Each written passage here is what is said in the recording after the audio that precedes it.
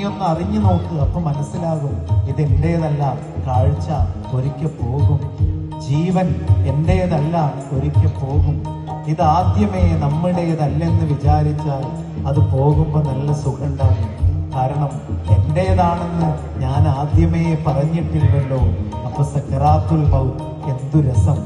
എന്നാൽ ഇതൊക്കെ എന്റേത് എന്റേത് എന്ന് അഹങ്കരിച്ച് നടക്കുമ്പോൾ അത് പോകുമ്പോൾ വലിയ ബുദ്ധിമുട്ടായിരിക്കും. അത് പറിച്ചെടുത്ത് പോകുന്നത് പോലെയായിരിക്കും. നിന്റേതാണല്ലോ ഞാൻ, നീ കൊണ്ടുപോയിക്കൊള്ളുക എന്ന ആനന്ദത്തിൽ നീ ആയിരുന്നു. കാണുന്ന ഈ ഒരു തുള്ളി